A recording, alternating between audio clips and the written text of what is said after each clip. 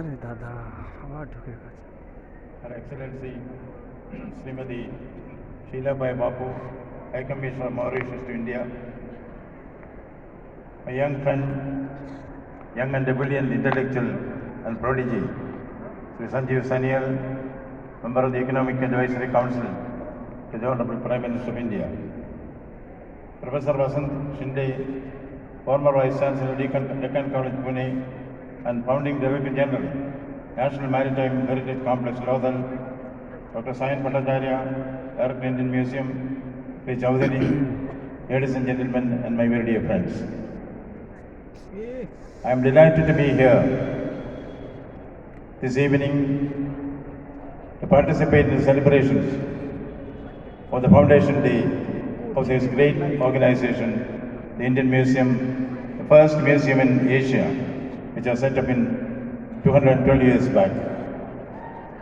You know, Shakespeare speaks about patience in a monument. Patience in a monument. A museum is exactly that.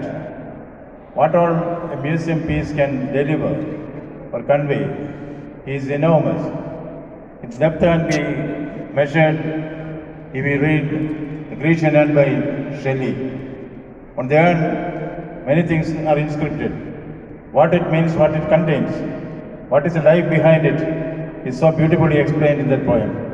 That is exactly what a museum does. In a museum, we all relate museum to great men. See, it is a French Revolution which was initiated by Voltaire, but the museum revolution was also unleashed by him. And at that time, there was a Masonic club, 9 sisters. The 9 sisters represent the 9 muses of the mythology. These 9 muses are the presiding deities of art and culture. These are the 9 deities which are personified in the character of a museum. A museum speaks for itself. A museum is actually memories metamorphosed.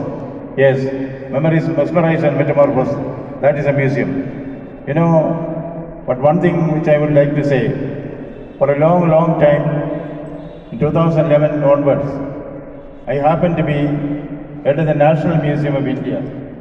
Mr. Sanyalji would know, there are more than 2 lakh artifacts in that museum. More than 2 lakh artifacts. But hardly 5% are there on display. I discussed with various other museums, the British Museum, the first of its kind in the world, the British Museum. In the British Museum also, hardly 5 to 7% are on display. The rest are all in the godown or in the store. This is something which calls for immediate attention. You can digitize it, you can propagate it, you can start museums, people's museums in the schools and colleges, so that people are attracted to see the originals in the museum. This is only a suggestion which I am giving to the organizers of this and also the custodians of the Indian Museum. You know, there are many shortcomings also in the management of museums. One is replacing the original with a duplicate. This is not something, a joke. I happen to be the Supreme Court's appointed chairman of the treasures of the Sri Padmanabha Swami temple. As Mr. Sanyal would also know, this is said to be the world's largest treasure. I was the custodian of that for some time, as appointed by the Supreme Court of India. There also we find that, you know, there is a chance, I don't say it has happened, there is a chance of replication, duplication, and also the antiques may be replaced. Replacement is something which always happens in many museums unless you are very vigilant about that. See, the Cleveland Museum in America, there was a very precious, the price of the team was Madonna. It used to see this Madonna, that people from all parts of the world used to come to Cleveland Museum. Under examination, it was found the new nails were used in this Madonna. It was a fake. It was a fake which is given by the artist called Dosena.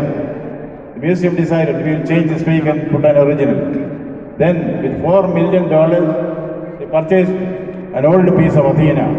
Later on, it was found that that was also a fake made by the same artist, Dosena. So this is what happens in many museums unless we are very vigilant. In the case of Mona Lisa, Leonardo da Vinci's famous point, Mona Lisa, which is there in the Louvre. I have seen that. Many of you also might have seen that. You know, Mona Lisa was stolen 3 times. First by amateur art thieves. Then they decided that the police brought it back. Then they got a professional thief. They camped in the cellar of Louvre for about 3 days. Then the original Mona Lisa was also lifted. But then the police found it out. See, we have to be very careful about guarding our treasures. These are treasures of our culture, treasures of our heritage. And you know how important it is. Take for instance, Livingstone's The Agony and the Ecstasy. In The Agony and the Ecstasy, we see the great master being presented there. In the Sistine Chapel, we see the great paintings of Michelangelo. Michelangelo had a special features about him. He was very, very committed to his art. He will go to the Carrara marble field, he will roam around, others will come and take the best pieces of marble from there. But Michelangelo will not take it. His eyes will focus on a fallen, broken marble piece. He will take that. Because the artist in him could see, the sculptor could see the sculpture within a stone. That is the insight of the artist. Once Michelangelo was asked, how do you make a Pegasus? Pegasus is a mythical winged horse. How do you make a Pegasus from a broken piece of marble? He said, it's easy. You retain the Pegasus there and chisel out the rest. Is it easy for us?